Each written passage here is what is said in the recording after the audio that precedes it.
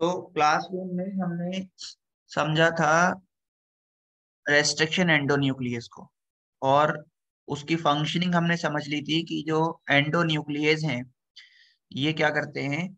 Endonuclease enzyme दो तरह के एंड बनाते हैं, एक तो बनाते हैं स्टिकी एंड और दूसरे बनाते हैं ब्लंट एंड।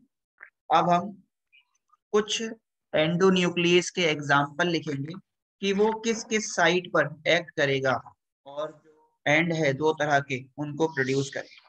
तो एक बार हम एक टेबल बनाएंगे और उस टेबल में कुछ एंडोन्यूक्लियस और वो किस साइट पर काम कर रहे हैं वो साइट, और उनसे कौन से एंड बन रहे हैं, स्टिकी एंड बन रहे हैं या ब्लंट एंड बन रहे हैं, उसको समझेंगे। आप लोग माइक को म्यूट रखेंगे, अदरवाइज मैं जिसके आवाज आ गई उसको बाहर कर दूंगा क्लास से। कोई डाउट रहे तो आप बोल सकते हो।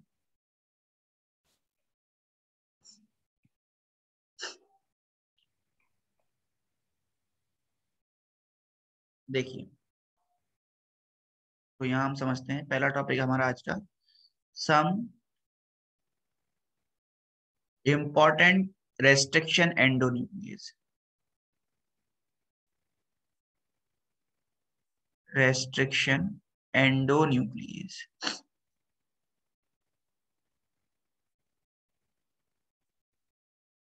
Serial number, restriction endonuclease.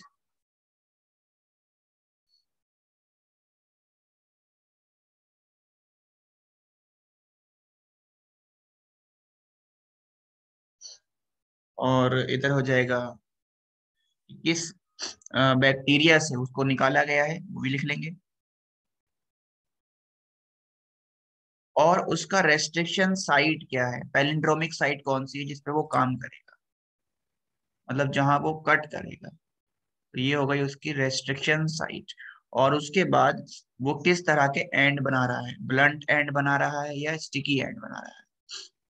चलिए, तो पहला हम समझते हैं नंबर वन, जिसका नाम भी हमने काफी सुना है, पढ़ा भी था इसको हमने। ये है इको R1। इको R1 जो है ये किससे मिलता है, ये मिलता है बैक्टीरिया एस्चेरेशिया कोलाई, यानी कि ई कोलाई R/13 से मिलता है। ई कोलाई R/13 इस बैक्टीरिया से इसको निकाला गया है। और ये किस एंड पे काम करता है, ये कट करेगा 5 डैश जो होगा GAATTC, और यहाँ क्या हो जाएगा CTTAAG।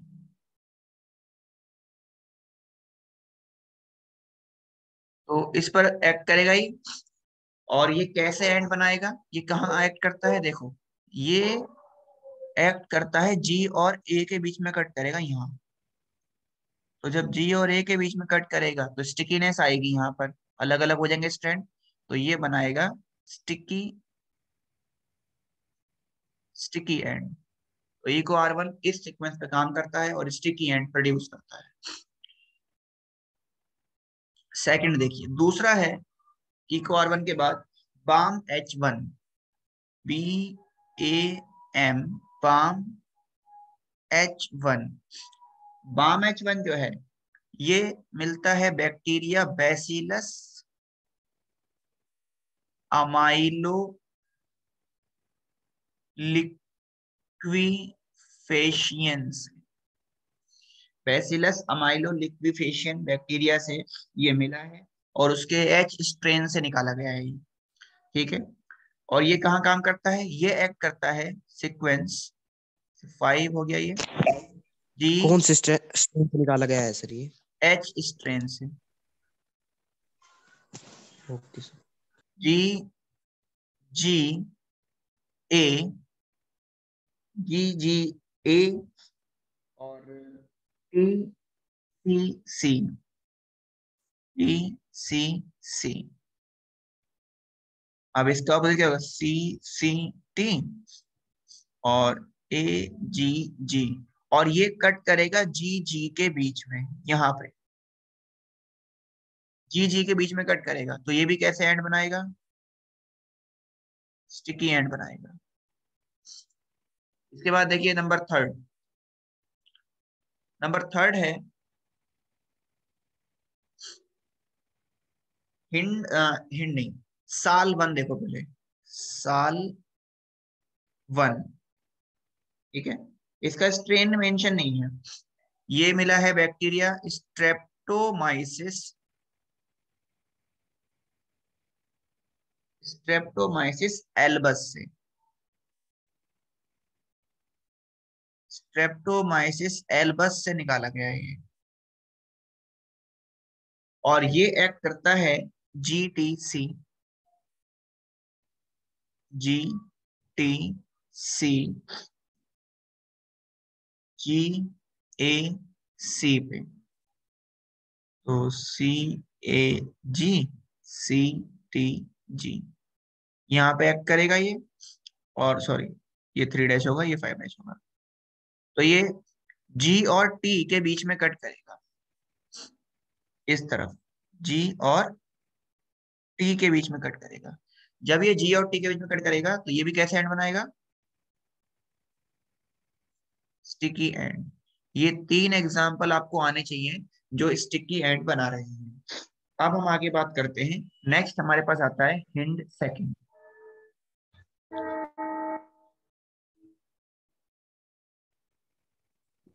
सिक्स्थ है हिंड सेकंड। हिंड सेकंड जो है, सीधा सिक्स, हाँ जी, सीधा सिक्स और सॉरी आएगा पहले।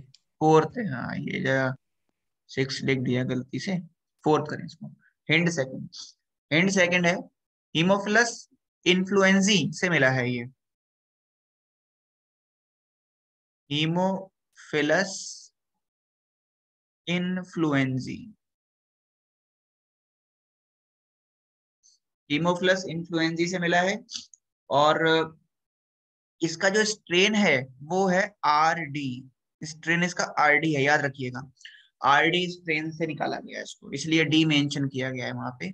और ये कहाँ एक्ट करता है, ये एक्ट करता है 5 डैश GGA, GGA, TCC, तो CCT और AGG, 3 डैश, ये हो गया 3 डैश 2, 5 डैश। लेकिन ये टर्मिनल पे कट नहीं करेगा, ये यहाँ G और G के बीच में कट नहीं करेगा, ये A और T के बीच में कट करेगा, A और T के बीच में कट करेगा। तो ये A और T के बीच में कट कर रहा है, तो ये प्रोड्यूस करेगा कैसे एंड, ये बनाएगा ब्लंट एंड। तो ये 4 एंजाइम हमने समझ लिए, 2 हम और लिखेंगे, इनको नोट करें, फिर हम आगे बात करते हैं, 2 एंजाइम के बारे में और डिस्कस करते हैं।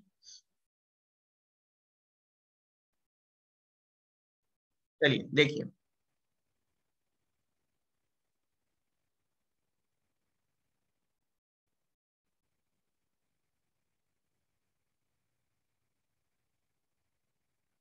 नेक्स्ट है नंबर 5। और नंबर 5 जो है, जी बोलिए। पेज ऊपर कर दो फिर। पेज तो देखो ढूंढना पड़ेगा,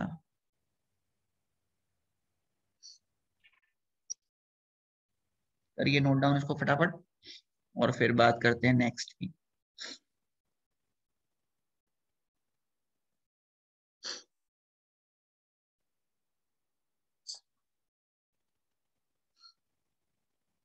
डन, रुको सर। थोड़ा जल्दी लिखें।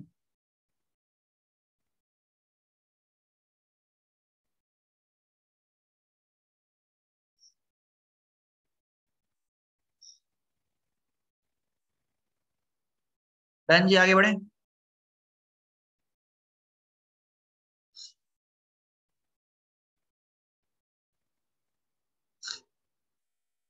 हो गया जी। Yes sir. Yes sir. Next है नंबर 5। नंबर 5 है हमारे पास SMA1, SMA1, SMA1। SMA1 निकलता है, इसको निकाला गया है बैक्टीरिया सेरेशिया मड्रीसेंस से। इसको सेरेशिया मड्रीसेंस से निकाला गया है।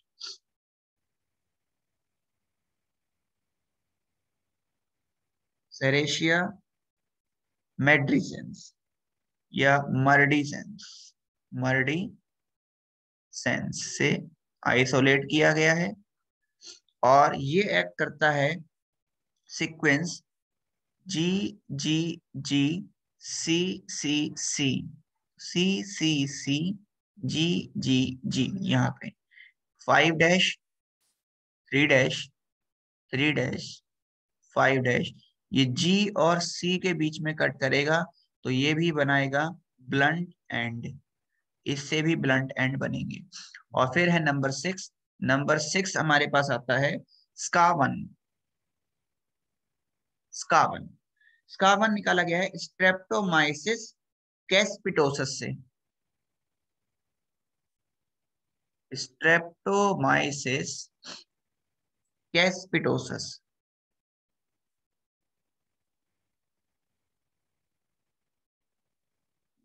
ठीक है। और ये एक्ट करता है किसके बीच में, AGT, AGT ACT, TCA, और ये हो जाएगा TGA। तो ये 5 डैश 3 डैश 3 डैश 5 डैश, ये ए और टी के बीच में कट करेगा तो ये भी बनाएगा ब्लंट एंड। तो टोटल हमने 6 एंजाइम पढ़े, जिसमें 3 हमने पढ़ लिए जो स्टिकी एंड बना रहे हैं और 3 हमने देख लिए जो ब्लंट एंड बनाएंगे। तो ये हमने बात कर ली रेस्ट्रिक्शन एंजाइम की, और इसी के साथ हमारा जो रेस्ट्रिक्शन एंजाइम है वो कंप्लीट होता है। अब हम बात करते हैं कट करने के बाद ऐसे एंजाइम जो सब्सटेंस को जोड़ेंगे, तो उनको बोलेंगे हम सीलिंग या जॉइनिंग एंजाइम या मॉलिक्यूलर गम या ग्लू। जो ये सब्सटेंस है एंजाइम है रेस्ट्रिक्शन एंडोन्यूक्लियस जो कट कर रहे हैं, इन्हें molecular scissor, sorry molecular scissor या स्कैल्पल्स भी बोला जाता है, क्योंकि ये कट करने का काम कर रहे हैं, इसलिए इनको मॉलिक्यूलर सीजर भी बोलते हैं। चलिए अब आगे बात करते हैं हम। तो एंजाइम नंबर 3 जो हमारे पास आता है, तीसरा जो तीसरी कैटेगरी है एंजाइम की, वो है जॉइनिंग एंजाइम। जॉइनिंग एंजाइम जिनको बोलते हैं हम सीलिंग एंजाइम, या इनको बोलते हैं मॉलिक्यूलर गम,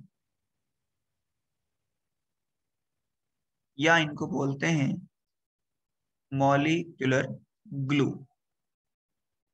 ठीक है।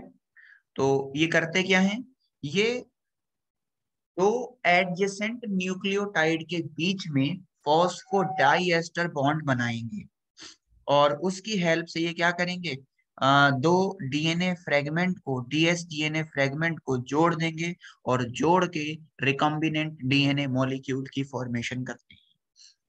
तो ये करेंगे क्या, they form phosphodiester bond, phosphodiester bond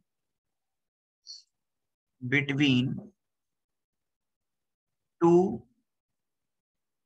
adjacent nucleotide, दो एडजेसेंट न्यूक्लियोटाइड के बीच में ये फॉस्फोडाइएस्टर बॉन्ड बनाएंगे, एंड और क्या करेंगे, कोवेलेंटली, कोवेलेंटली ये लिंक करेंगे, ये link to individual fragment of DS DNA, ठीक है। जब इसे जोड़ेंगे तो क्या बनेगा, टू फॉर्म रिकॉम्बिनेंट डीएनए। इससे बन जाएगा रिकॉम्बिनेंट डीएनए। तो रिकॉम्बिनेंट डीएनए मॉलिक्यूल इन्होंने बना दिया। दो तरह के यहाँ पर हो सकते हैं ये ज्वाइनिंग एंजाइम। तो टू टाइप्स, दो तरह के हैं ये। अगर जो डीएनए को जोड़ रहा है तो डीएनए लाइगेज, और अगर आरएनए को जोड़ेगा तो आरएनए लाइगेज। दो तरह के हो सकते हैं, डीएनए लाइगेज और आरएनए लाइगेज। और ये जो एंजाइम है जो कि रिकॉम्बिनेंट डीएनए टेक्नोलॉजी में जनरली यूज होता है, डीएनए लाइगेज, वो कौन सा है? वो है T4 DNA ligase. T4 DNA ligase जो T4 फेज से निकाला गया है। ठीक है, तो कौन सा है इसमें मेनली यूज होने वाला? ये बहुत इंपॉर्टेंट है, पूछ सकता है आपसे। स्टार मार्क करके लिख रहे हैं इसको। The enzyme, the enzyme used in RDT। RDT का मतलब आप जानते हैं अब, रिकॉम्बिनेंट डीएनए टेक्नोलॉजी, जो मोस्टली यूज होता है। ठीक है, तो मोस्टली यूज होने वाला है ये, और वो है आपका कौन सा है?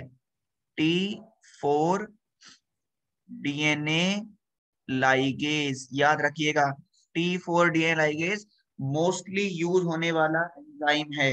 ये किससे निकाला गया है? तो ये निकाला गया है फ्रॉम T4 फेज से। T4 फेज से इसको निकाला गया है, आइसोलेट किया गया है। और इसकी डिस्कवरी किसने की थी? इसको डिस्कवर किया था साइंटिस्ट हरगोबिंद सिंह खुराना ने। डॉक्टर हरगोबिंद सिंह खुराना ने इनको डिस्कवर किया था। तो यहाँ लिख लेते हैं हम, इसकी डिस्कवरी किसने करी है? Discovered by doctor Hargobind Singh Khorana. Doctor Hargovind Singh Khorana ने इस एंजाइम को डिस्कवर किया था। तो ये हमारा कंप्लीट हो गया जॉइनिंग एंजाइम। इसके बाद हम नेक्स्ट पढ़ते हैं सिंथेसाइजिंग एंजाइम। ये नोट कर लीजिए फटाफट, और फिर हम आगे बढ़ते हैं। हेडिंग दीजिए सिंथेसाइजिंग एंजाइम। डन जी, हो गया note down? Yes sir. Okay,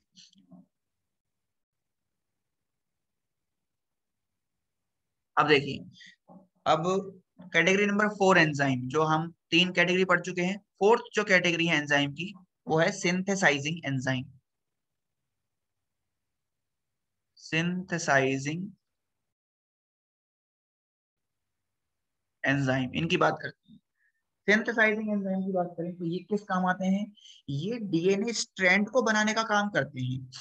तो किसके लिए रिस्पॉन्सिबल होते हैं? ये होते हैं फॉर सिंथेसाइजिंग डीएनए स्ट्रैंड।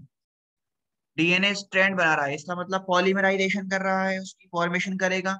और किस पे बनाता है? ऑन सुटेबल टेम्पलेट से बनाएगा, एक टेम्पलेट पे बनाएगा। तो ये अब दो तरह के हो जाएंगे, और आप इसके दोनों के एग्जाम्पल आप बता सकते हो। टू टाइप्स, दो तरह के हैं। पहला, जो डीएनए को एज ए टेम्पलेट यूज करेगा। अगर जो डीएनए को टेम्पलेट यूज करेगा, डीएनए ही बनाएगा, तो वो कौन सा होगा? एक तो होगा डीएनए पॉलीमरेज। पॉलीमरेज। पूरा नाम जानते हैं आप, डीएनए डिपेंडेंट डीएनए पॉलीमरेज। ये क्या करेंगे? दे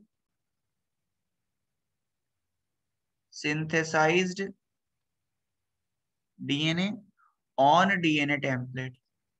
डीएनए टेम्पलेट पर ये डीएनए बना रहा है।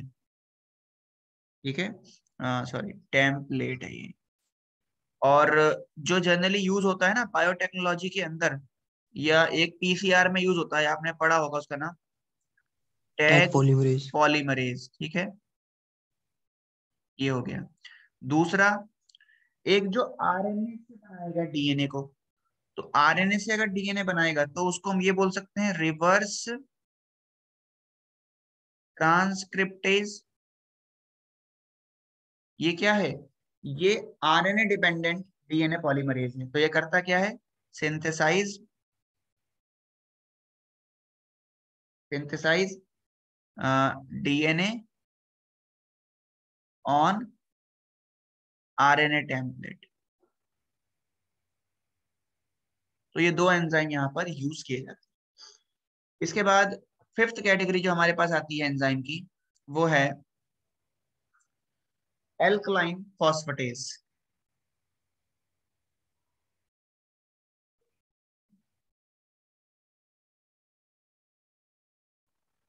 एल्कलाइन फॉस्फेटेज, देखिए एल्कलाइन फॉस्फेटेज की अगर बात करें तो एल्कलाइन फॉस्फेटेज जो है, इनको हम यूज करते हैं फॉस्फेट ग्रुप को रिमूव करने के लिए। तो पांचवें एंड पे जो फॉस्फेट ग्रुप है डीएनए मॉलिक्यूल में, उसको रिमूव करेंगे। उसको जब रिमूव कर देंगे तो रिमूव करने थर्ड एंड जो है वो फ्री हो जाएगा, तीसरा ग्रुप फ्री हो जाएगा।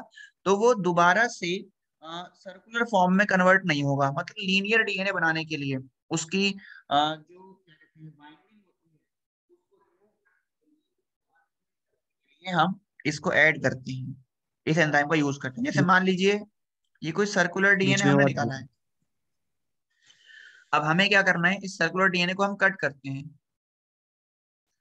तो इसमें हमने एंजाइम डाल दिया रेस्ट्रिक्शन एंडोन्यूक्लियस, ये कट होके इस तरह से आ गया। इसका ये पांचवा एंड और ये तीसरा एंड, दोनों पे ग्रुप है, यहाँ फॉस्फेट है यहाँ पर। तो ये क्या होगा, इसमें अभी दोबारा से क्या होती है, कॉइलिंग हो सकती है। तो जब कॉइलिंग होगी तो फिर से सर्कुलर हो जाएगा ये। तो इस चीज को हमें रोकना है।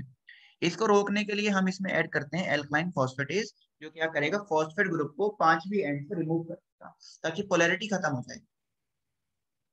तो ये क्या करता है, it it is use to remove the phosphate group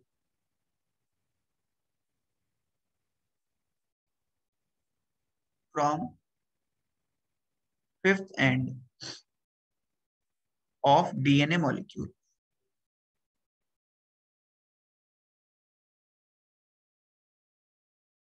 तो पांचवें एंड से ये फॉस्फेट को रिमूव कर देगा।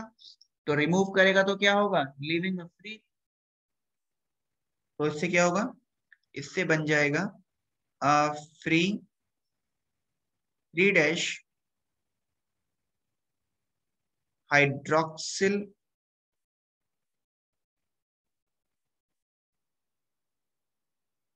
Hydroxyl group.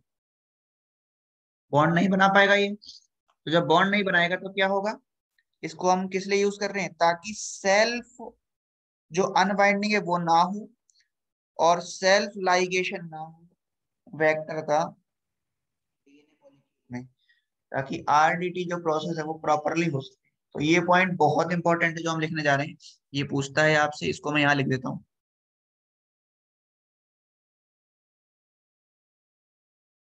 बहुत इंपॉर्टेंट पॉइंट है ये, ठीक है, याद रखिएगा। It is used to it is used to prevent it is used to prevent unwanted self ligation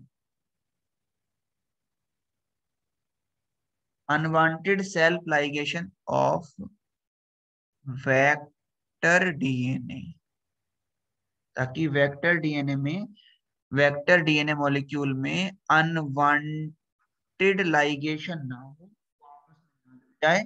किस प्रोसेस में, in the RDT process, recombinant DNA technology process के अंदर। ये बात आप याद रखिएगा।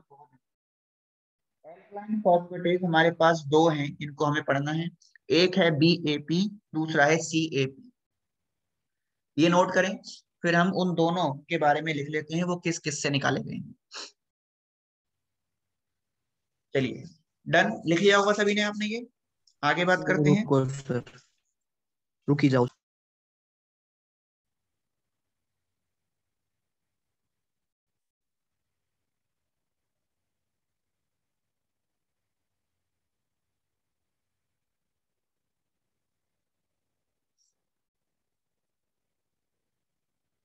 अब देखिए, एक बात सुनिए आप लोग, एंजाइम के ये लास्ट दो एग्जांपल लिख के एंजाइम हमारा हो जाएगा कंप्लीट। फिर हम पढ़ेंगे वेक्टर। आपको अब एक काम करना है, एंजाइम के बाद नेक्स्ट टॉपिक आता है आपका जेल इलेक्ट्रोफोरेसिस। और जेल इलेक्ट्रोफोरेसिस हम जेनेटिक्स में कवर कर चुके हैं। तो जेल इलेक्ट्रोफोरेसिस को आज आप वहां से, जो मैंने जेनेटिक्स में कराया है वहां से उसको कवर करेंगे, एक बार रिवाइज करेंगे। उसमें कोई डाउट रहता तो पूछेंगे। और एनसीईआरटी में जो आपका जेल इलेक्ट्रोफोरेसिस का टॉपिक दे रखा है इसके बाद, उसको आज जरूर पढ़िएगा और जो भी डाउट रहे वो पूछ लीजिएगा। Okay sir. चलिए ओके। आगे बढ़ जाते हैं लोग। इसके दो एग्जाम्पल हम देखते हैं, एल्कलाइन फॉस्फेटेस के दो एग्जाम्पल देखेंगे। पहला है B A P. B A P जो है इसकी फुल फॉर्म है bacterial alkaline phosphatase. Bacterial alkaline phosphatase. इसको किससे निकाला गया है? इसको आइसोलेट किया गया है फ्रॉम बैक्टीरिया से। दूसरा है सी ए पी, फुल फॉर्म है काफ काफ इंटेस्टाइनल काफ इंटेस्टाइनल एल्कलाइन फॉस्फेटेस। इसको काफ के इंटेस्टाइन से निकाला गया है। तो फ्रॉम इंटेस्टाइन ऑफ काफ, काफ के इंटेस्टाइन से ऑब्टेन किया गया है काफ इंटेस्टाइनल फॉस्फेट, सॉरी काफ इंटेस्टाइनल एल्कलाइन फॉस्फेटेस को। तो इसी के साथ हमने एंजाइम कंप्लीट कर लिए, कवर कर लिए। अब हम बात करते हैं वेक्टर के बारे में। तो नेक्स्ट हमारा टॉपिक है, जो अगला टूल है इसमें वो है वेक्टर। पहला टूल तो हमने पढ़ लिया एंजाइम, दूसरा टूल है वेक्टर।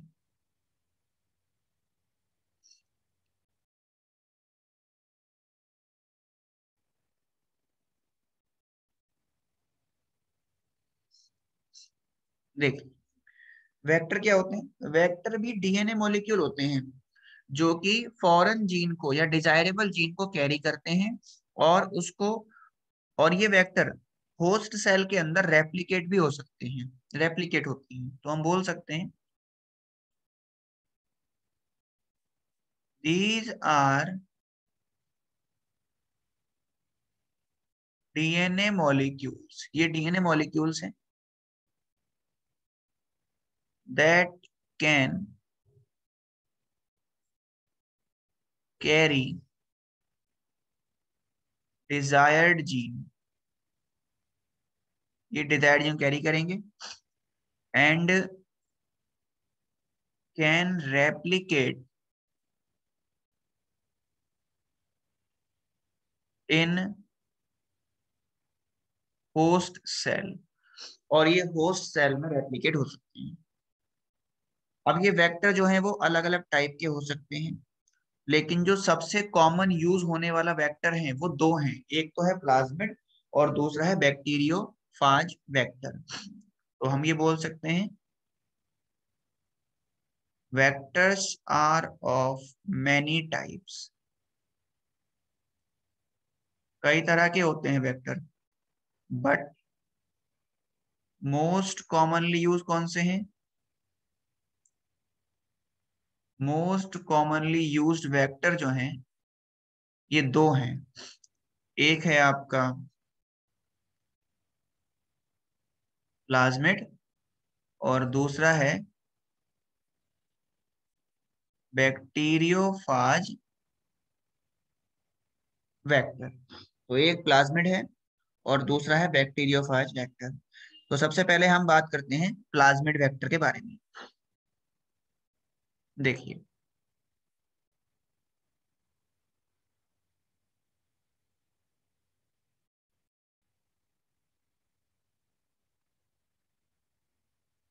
हेडिंग दीजिए प्लाज्मिड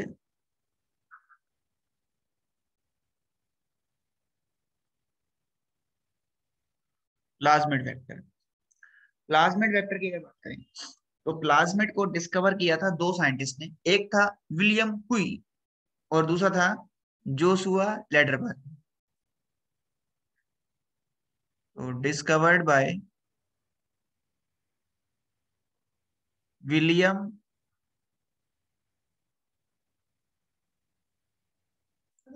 विलियम हुई एंड पढ़ा पढ़ गया भाई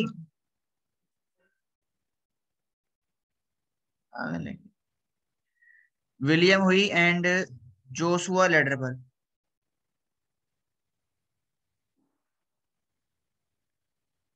दो साइंटिस्ट हैं विलियम हुई एंड जोशुआ लेडरबर्ग जिन्होंने इसको डिस्कवर किया था।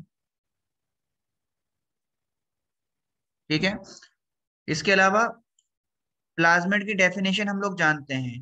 प्लाज्मिड क्या है? प्लाज्मिड है extra chromosomal self replicating circular double standard DNA molecule जो बैक्टीरिया से निकाला जाता है, जैसे इकोलाई बैक्टीरिया, अदर बैक्टीरिया से निकाला गया है। तो इसकी हम एक बार डेफिनेशन लिख लेते हैं। क्या है ये? It is extra chromosomal extra chromosomal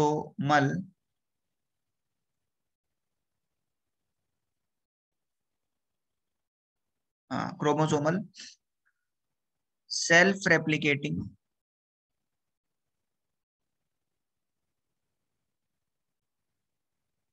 self replicating double stranded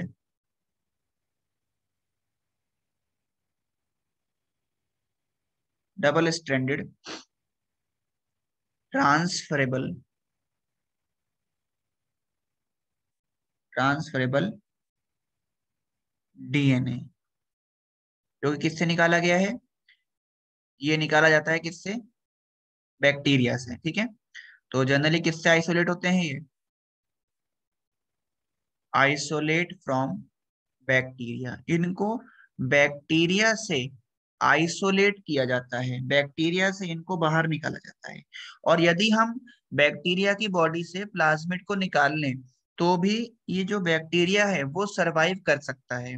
इसलिए हम इनको वेक्टर की तरह यूज कर सकते हैं। ये मेन रीजन है कि हम प्लाज्मिड को वेक्टर की तरह यूज क्यों कर सकते हैं, क्योंकि बैक्टीरिया की बॉडी से अगर इन्हें निकाल लिया जाए तो भी बैक्टीरिया सरवाइव कर सकता है। और ऐसा नहीं है कि उसकी लाइफ पे इफेक्ट पड़ेगा या वो बैक्टीरिया सरवाइव नहीं कर पाएगा। प्लाज्मिड के बिना भी बैक्टीरिया सरवाइव कर सकता है, ये बात आप याद रखिएगा। ठीक है, और जो प्लाज्मिड है ये डायरेक्ट रिप्रोडक्शन में कोई रोल प्ले नहीं करता। ये पॉइंट आपने लिख लिए होंगे। अब हम कुछ पॉइंट्स और समझते हैं आगे। जी बोलिए। सर अगर प्लाज्मिड को आइसोलेट कर लेंगे तो बैक्टीरिया दोबारा बना लेगा प्लाज्मिड। दोबारा तो नहीं बनाएगा, लेकिन हाँ ऐसी बात नहीं है कि किसी एक बैक्टीरिया में एक ही प्लाज्मिड होता है। कुछ में एक होता है और कुछ में एक से ज्यादा भी होते हैं प्लाज्मिड। जैसे जनरली एक बैक्टीरिया में, एक सेल में, बैक्टीरिया सेल में 15 से 20 प्लाज्मिड देखे जाते हैं। तो उसमें तो सर एक से मान ज्यादा मान प्लाज्मिड लो एक होते हैं। निकाल हाँ जी, एक निकाल लिया एक निकाल लो, दो निकाल लो, तीन निकालो, चार निकालो, कुछ उसके अंदर रहने देंगे। और बचे हुए नए बना लेंगे वो जो निकाले हमने। सेल्फ रेप्लिकेटिंग है तो वो अपनी कॉपी तैयार कर सकता है।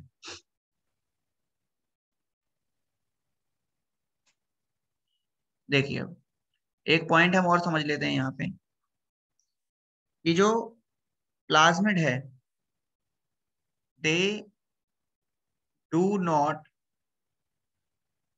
They do not play direct role in reproduction. ये रिप्रोडक्शन में कोई डायरेक्ट रोल प्ले नहीं करते। कितने टाइप के हो सकते हैं प्लाज्मिड? तो देखिए, टाइप्स ऑफ प्लाज्मिड, अगर जो बैक्टीरिया की बात करें तो प्लाज्मिड हम 4 तरह के समझते हैं। कौन कौन से हैं? पहला है आर प्लाज्मिड। आर प्लाज्मिड है आपका रेस्ट्रिक्शन प्लाज्मिड है, ये एंटीबायोटिक के अगेंस्ट बैक्टीरिया को रेसिस्टेंट प्रोवाइड कराता है। तो they give resistance to bacteria against antibiotic. ठीक है। दूसरा है, एफ प्लाज्मिड। अरे वाह शाबाश, एफ प्लाज्मिड। ये किस लिए होता है? प्रोवाइड फर्टिलिटी, ये बैक्टीरिया को फर्टिलिटी देता है। तीसरा बताओ चलो अब, Col plasmid, provide resistant against colchicine. चलो चौथा बताओ, टाई प्लाज्मिड। TI plasmid. ये क्या होता है? ट्यूमर वेक्टर की तरह। इंड्यूसिंग प्लाज्मिड है। ये सेल की ग्रोथ को अनकंट्रोल्ड कर देता है। और ये किस में देखा जाता है? Found in, agrobacterium. हाँ सॉइल बैक्टीरिया है ये एक। पूरा नाम है एग्रोबैक्टीरियम ट्यूमिनिफेशियन। एग्रोबैक्टीरियम ट्यूमिनिफेशियन में ये देखा जाता है। तो ये हमने बात करी प्लाज्मिड की। अब जल्दी से एक पॉइंट हम और लिख लेते हैं कि जो प्लाज्मिड है बहुत ज्यादा भी हो सकते हैं। प्लाज्मिड में भी सिंगल और मैनी इन अ सेल। जब मैनी होंगे तो इसको क्या बोलते हैं? इसको बोलते हैं हम कॉपी नंबर। इन्हें बोलते हैं कॉपी नंबर। एक होगा या ज्यादा होंगे, प्लाज्मिड को कॉपी नंबर बोला जाएगा। एक सेल में कितना उसका कॉपी नंबर है। कॉपी नंबर का मतलब कि उसमें कितने प्लाज्मिड है। तो कितने हो सकते हैं ये लिख लेते हैं, 15 से 20 पर सेल हो सकता है कॉपी नंबर, और 75 से 100 हो सकता है पर सेल। ये क्या है? कॉपी नंबर है, कितने प्लाज्मिड हो सकते हैं। तो हम ऐसे बैक्टीरिया को सेलेक्ट करते हैं जिसका कॉपी नंबर बहुत हाई होगा। ठीक है, तो आज हमने यहाँ तक कवर कर लिया।